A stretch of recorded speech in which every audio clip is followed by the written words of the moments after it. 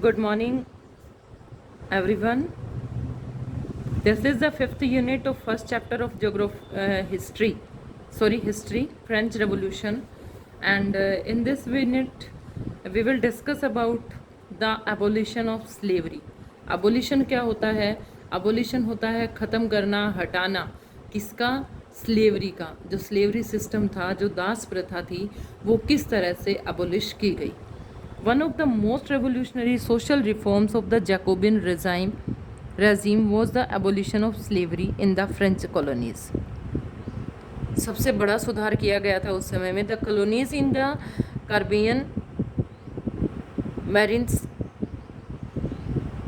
Guadeloupe and Saint Domingo were important supplies of commodities such as तंबाकू, Indigo, sugar and coffee. इन देशों में उस समय पे सप्लाई होती रहती थी शुगर की, कॉफ़ी की, तंबाकू की, इंडिगो की। But the reluctance of European to go to work in distinct and unfamiliar land meant a shortage of labor on the plantation.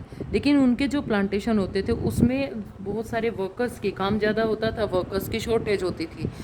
So that was met by triangular slave trade between Europe, Africa and America. तो इन तीन देशों के बीच में slave trade चलता था, दास व्यापार होता था।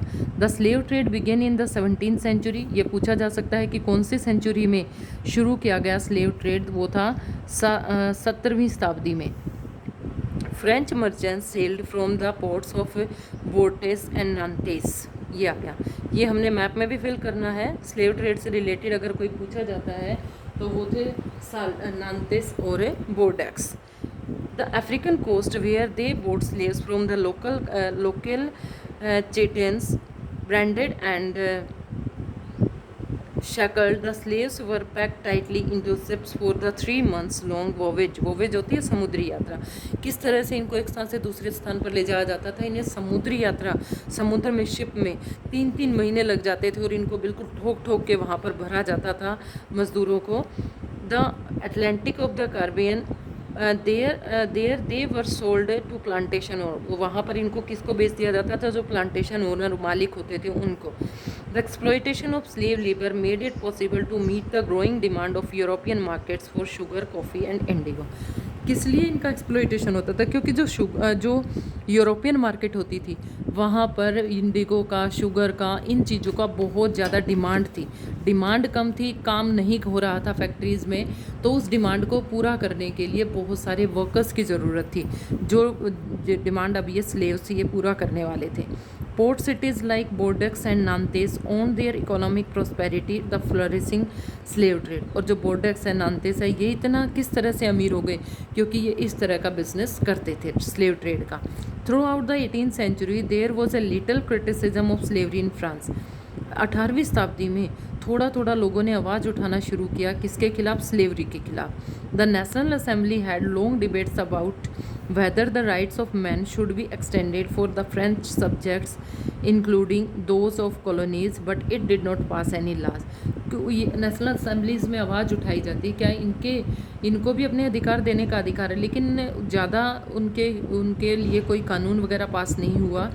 Fearing opposition from businessman whose income depend on the slave trade. और ख़ास तौर पर वो बिजनेसमैन जिनकी तो जो आमदनी होती थी वो स्लेव ट्रेड से काफ़ी होती थी।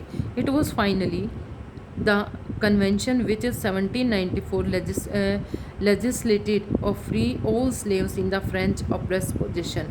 The however turned out to be a short measures 10 years later Napoleon री इंट्रोड्यूस स्लेवरी। और 1794 में इसको ख़त्म किया गया। लेकिन पिछली यूनिट में हमने नेपोलियन के बारे में पढ़ा था, नेपोलियन ने इसको फिर से री इंट्रोड्यूस किया। Plantation owner understood that freedom as including the right to enslave African Negroes is pursuant to their economic interests. Slavery was finally abolished in France colonies since 1848। 1848 में जाके स्लेवरी को ख़त्म किया गया। उस समय स्लेवरी को ख़त्म किया गया, लेकिन स्लेवरी को ख़त्म करने नेपोलियन तो उसको फिर से शुरू कराना चाहता था। तो स्लेवरी को एक तरह से 1848 में ख़त्म। निग्रोस कौन थे? Negroes a term used for the indigenous people of Africa south in Sahara, जो अफ्रीका में सहारा डेजर्ट की तरफ जो लोग रहते थे, in derogatory term not in a common use of longer, लेकिन आज कोई भी इस शब्द का प्रयोग नहीं करता है, ये टोटली बैंड है। द एक्ट ऑफ फ्रीनिंग, यहाँ पर एम्पिसिपिटेशन पढ़ते हैं, इसका मतलब होता है द एक्ट ऑफ फ्री। हमारी लास्ट यूनिट बचती है, उस यूनिट को हम हमारे नेक्स्ट वीडियो में करेंगे।